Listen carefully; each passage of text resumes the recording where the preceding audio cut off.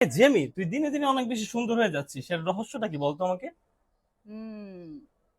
কারণ ভাই আমি পিঙ্ক টেক্সট দিই।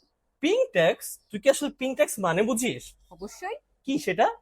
সৌন্দর্যের উপরে যে টেক্সটটা দেওয়া হয় সেটাই তো পিঙ্ক টেক্স। না না না না, তুই সৌন্দর্যের উপর যে পিঙ্ক ট্যাক্স এর কথা বলছিস আসলে সেটা মানে পিঙ্ক ট্যাক্স না। পিঙ্ক ট্যাক্স বিষয়টা হচ্ছে এরকম যে একটা প্রোডাক্ট যেমন আমরা লেজার বলি, শ্যাম্পু বলি, বা চিরুনি বলি, এটা ছেলে মেয়ে উভয় ব্যবহার করতে পারে।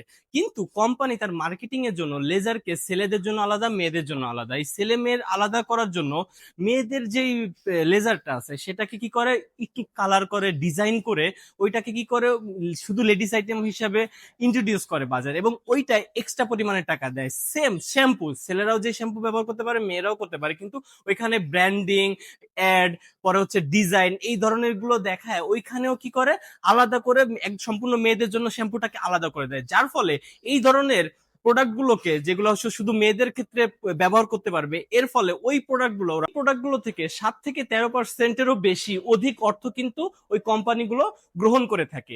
যার ফলে আমরা সেম প্রোডাক্টটা, সেম সার্ভিস পাওয়ার জন্য আমরা অতিরিক্ত টাকা দিয়ে কিন্তু আসলে আমরা এই প্রোডাক্ট গুলো ক্রয় করি। এই যে অতিরিক্ত টাকা দিয়ে আমরা প্রোডাক্টটা ক্রয় করেছি, এই যে কোম্পানি অতিরিক্ত টাকা রাখেছে, এইটাই হচ্ছে নর্মালি পিঙ্ক ট্যাক্স। অনেকের ধারণা ছিল যে এই পিঙ্ক ট্যাক্সটা হচ্ছে শুধুমাত্র মেয়েদের ক্ষেত্রে, মেয়েরা দিত, কিন্তু বিষয়টা আসলে না। এটা নর্মালি কোনো গভর্নমেন্ট ট্যাক্সও না। এটা আসলে একটা ব্র্যান্ডিং বা কোম্পানি, বিভিন্ন কোম্পানি তাদের অতিরিক্ত মুনাফার জন্য এই জিনিসগুলো করে থাকে।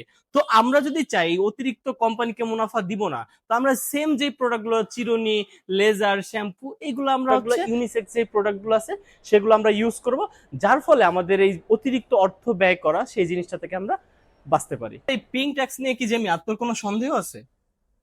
নো ভাইয়া, অল ক্লিয়ার। তাহলে এখন থেকে যদি আমরা যে সকল প্রোডাক্ট কিনবো, বিশেষ করে মেয়েরা, তারা আমরা এই পিঙ্ক ট্যাক্স বাঁচাবো এবং নিজের অর্থনৈতিক স্বচ্ছতা আরো গড়ে তুলবো। ধন্যবাদ।